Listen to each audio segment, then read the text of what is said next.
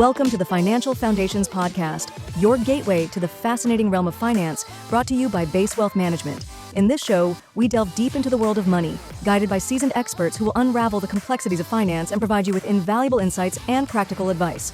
Now, here are your hosts, Dustin Taylor and Kyle Howell. Welcome back to Financial Foundations, brought to you by Base Wealth Management, where we are the foundation to your financial plan. I'm your host, Dustin Taylor. And I'm your co-host, Kyle Howell from Base Wealth Management in Lute's office.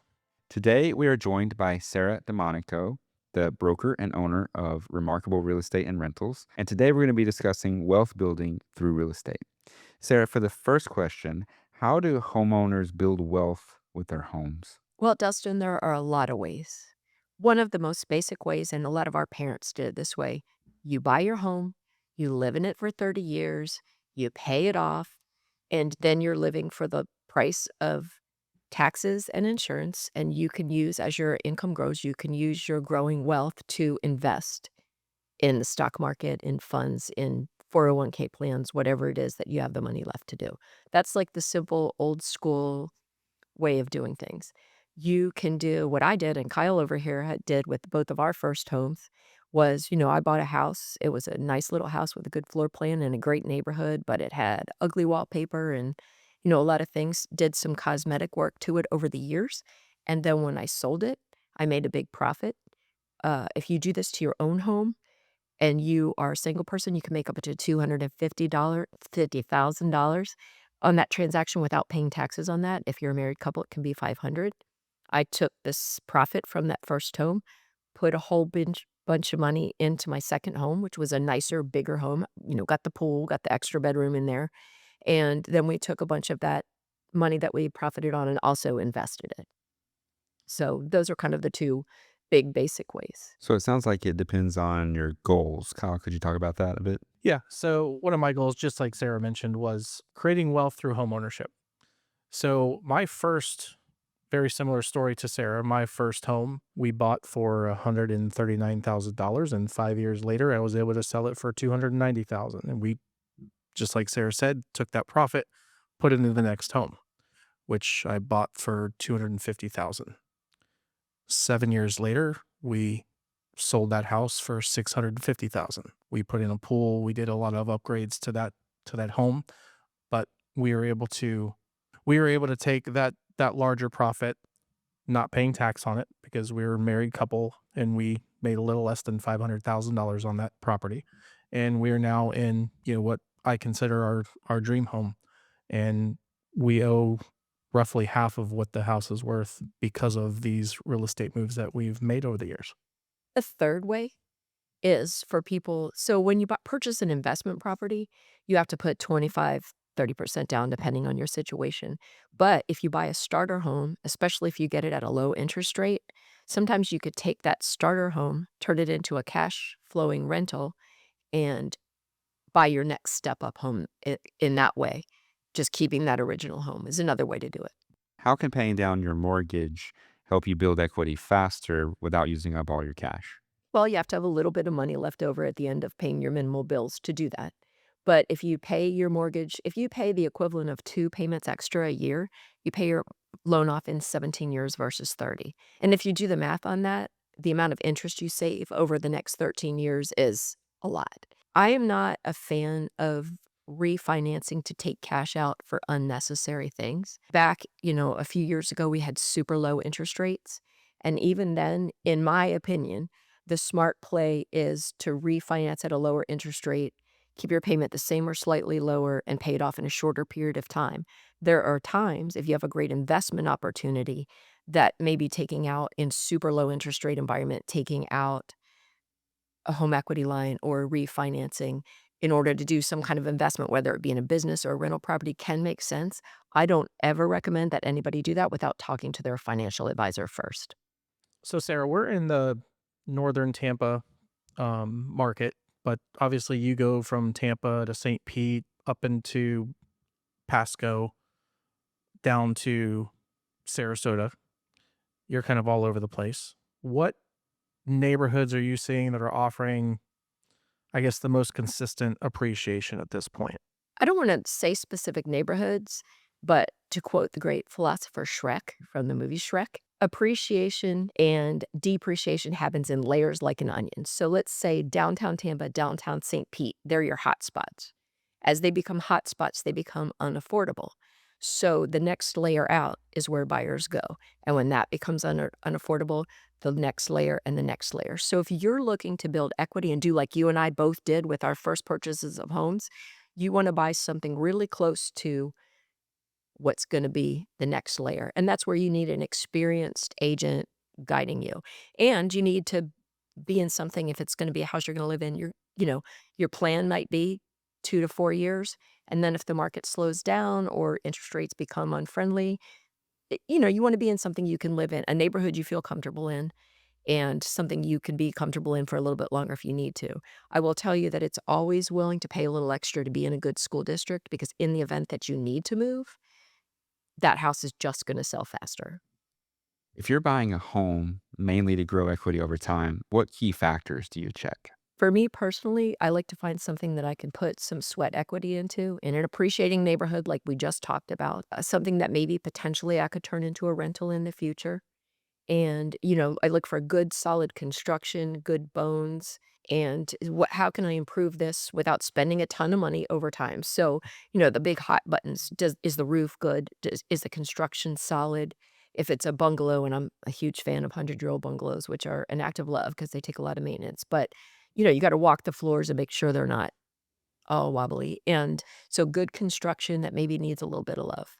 And those homes will appreciate over time if they're in good areas. So, Sarah, those that are considering a secondary property, maybe a rental property, how do you assess a purchase price versus expected cash flow and maybe the health of the neighborhood? Like, how does that align with like income replacement goals down the line? So there will always be a market for the starter home as a rental property, the small family home as a rental property. There are a lot of people in the housing market that are not prepared to purchase yet, but they want house living, not apartment living. So those make great rental properties. It's math. You take a look at, this is what it's going to cost you to purchase. This is what it's going to cost you in insurance. You need to be reserving money for repairs. And you need to take a look, in the inspection process of, am I going to be replacing a roof soon or air conditioning soon? Because you have to factor that into your cost of ownership. You have to factor periods of vacancy into cost of ownership. If you don't have a little bit of money in your pocket, it's rental properties can be very risky. That's where sometimes that plan of using your first home as a rental and then moving into your second home plays in a little bit better. You already kind of know the house, you know what's wrong with it. Your expenses have become a little more fixed over time. It's math. And sometimes people look at a house that they'd love to live in and it's really fancy and expensive and that this will make a great rental. You got to see what the rents are going for. And if you have vacancies, it's going to, be a longer period of time. Small multifamilies are great. If you're young and can afford to buy a duplex and rent out one side of it and live in that for a while, and then as that's starting to cash flow for you, move out of that and keep that. That's a great strategy. But at the end of the day, once you try to get rid of those properties, once you get tired of being a landlord or when you try to liquidate them, you have tax implications if you're not doing a 1031 exchange, or what a lot of people do when they approach retirement, they're starting to think about leaving these to other people, is they invest in a real estate investment trust. And Kyle has a great one of those that he is able to get people into. You avoid the capital gains tax of selling a real estate. They still produce dividends, but at the end of the day, you're not making decisions about tenants in and out. You're not having to send a plumber in the middle of the night. You're not having to, send your kids over there to paint because you're paying for their college education. All of these things I know my friends with rental properties do. I have a lot of friends with rental properties, so. Yeah, and I've helped clients out with those specific situations. They were, tired of quote unquote carrying around the little red toolbox. Tired of being landlord. So, they decided to sell, and we did a 1031 exchange where we took the rental property, sold that, took the proceeds from that and put it into something similar to a real estate investment trust. By moving the money into the 1031 exchange property, it created a very similar cash flow without the headaches of, like Sarah mentioned, sending a plumber out in the middle of the night or an electrician to fix, whatever is going on at whatever point in time is happening. So 1031s can be a great tool for somebody that is looking to get out of real estate when they've been in it for so long and they're just tired of it. Well, and the other thing, if you're talking about leaving your wealth to your kids, as people get older, they start to talk about, all right, we've got these, let's pretend you have one rental property, and you're talking about leaving all your assets to your kids at some point. You want your kids to fight, leave them a house, right? One of them wants to move into it but can't afford it. One of them has some money and everybody expects them to do the repairs. The other one wants to rent it out and manage it as the three of you together or whatever. But if you leave them something like this fund, when the fund retires, and I guess there are sunset dates or something on those where they have to be sold, they just split the money three ways and move on their merry way. And there are some tax breaks there that are different than if the property had been sold by the parents. I didn't describe that very well, but you described it very well when you told me about it. Yeah, there's what's called the step up in basis.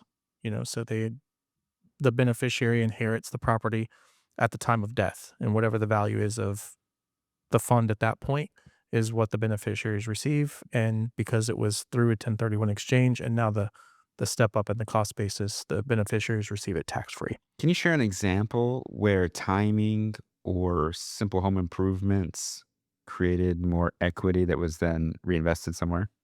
Well, shoot. The first house I ever bought, I was in my 20s, and it was in a great neighborhood. It looked like people had thrown up wallpaper all over the wall. And what I mean by that is every room was colored in wallpaper. And we used to joke that the family each drew a room out of the hat and they got to wallpaper it however they wanted. But like you could see the dining room from the living room, but they didn't match. It was terrible. We called it the confetti house. And so over time, we were 29, so we didn't have a lot of money. We had time and ambition and not common sense. So, we stripped that wallpaper. We retextured the walls. I don't know how great that job was. We sanded and refinished the floors, but we put probably $3,000 into this house total. And our return on investment was, we made 30% on that house in a really short period of time. So, uh, it's if you can do the little things there, paint goes a long way. Sometimes just updating the hardware on cabinets can go a long way, lighting fixtures, and those are things you can do one piece at a time, not like gutting a kitchen, which, once you start, you got to commit and power through. Otherwise, you're grilling and keeping your things in a Yeti cooler in the backyard, and that's probably not fun for anybody.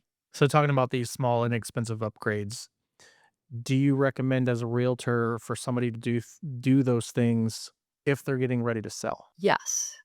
And, sometimes you're thinking, all right, we're going to sell this house in the next year. Let me come over, and I'll look around because especially if you've lived in your house a long period of time, you just have a lot of stuff. And when you live in your house a long period of time, you don't even see your own clutter because you're just used to it, right? You become blind to it. So, yeah, to look at it in advance. And sometimes I'll say, give people these are the things I'm really going to think are great for you. And there's some really, like if somebody's going to sell their house, there's some very simple things that make a difference. When you go to look for a house, you stand there awkwardly for a few minutes while your realtor is playing with the little super key. Go to Target and buy a new doormat. Make sure your front area is pressure washed and swept clean of cobwebs because people are just sitting there doing this, while I'm going to the lockbox. Pull the weeds, put fresh mulch around the flower beds by the front door. Those little things cost you almost nothing.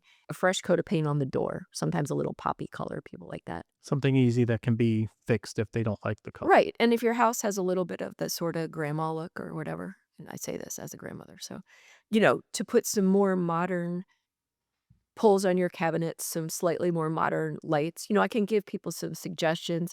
If you've been in it a long time, a coat of paint goes a long way.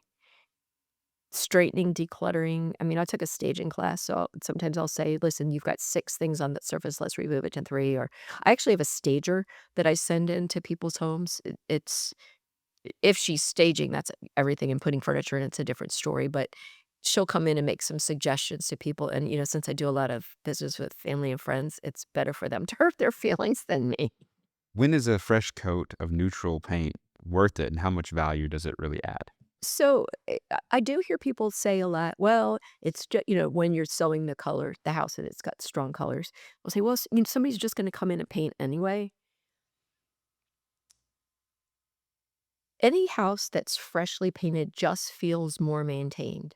If the baseboards are also, people don't want to paint the baseboards sometimes because it's more expensive, but, if the baseboards are clean and neat, re-caulking, sometimes spending a couple $100 to have your shower regrouted. You don't need to change the whole shower, but regrout it makes it look like a new shower, especially if you've got, tile that's a current color. So I think paint is always a great idea. Cleaning, updating light bulbs, just silly little things like that make a difference. Because even though, we're sitting here talking about the investment of real estate, if people are going to purchase the home they live in, they walk in and they immediately have an emotional reaction. And if there are things that just are objectionable to them for the start, unless they're people that are like gung ho and I love a project, and those people are out there, um, to try to neutralize your home so that people can imagine themselves in there makes a big difference.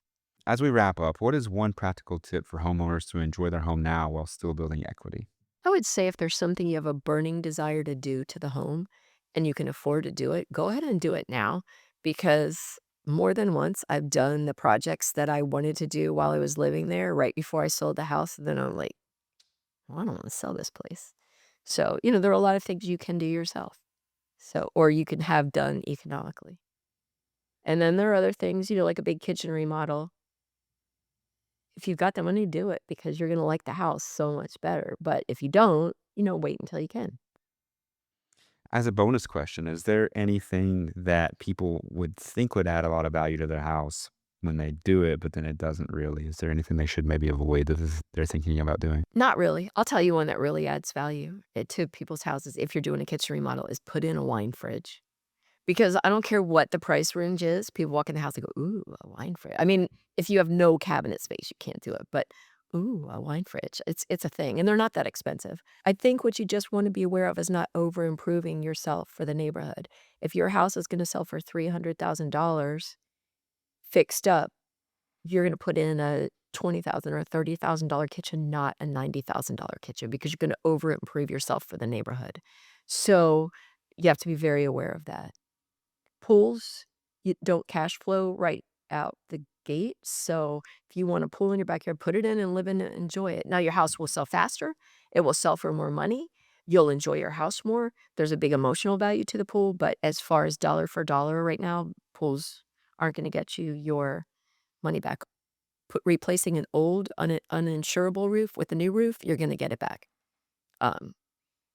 Paint, you'll get back. Small upgrades like lighting, you'll get all of that back. A deck in some areas, like if you're farther up north, putting a deck on your back is a pretty affordable thing. And any form of additional sort of outside living space, like a gazebo or, screening in a lanai, you definitely get your money back on that. And you don't get bit by bugs while you live there. So that wraps up our topic about building equity in your home. If you'd like to hear more from Sarah, you can reach her at 813-417-0926. All right. Thank you for joining us. If you would like other resources or information, you can find those at basewealthmanagement.com. We have podcasts, YouTube videos, and articles there for you to consume. And please make sure to subscribe if you like this episode. We have plenty more. So make sure you follow us on all of your social media platforms. If you have any questions, send them to question@basewealthmanagement.com. I'm Dustin Taylor. And I'm Kyle Howell. Happy listening. We hope the expertise shared by our hosts, Dustin Taylor and Kyle Howell, has left you feeling empowered and informed. If you're eager for more financial wisdom, don't forget to subscribe, rate, and share the show with your friends, family, and colleagues. Until next time, stay sharp in the world of finance.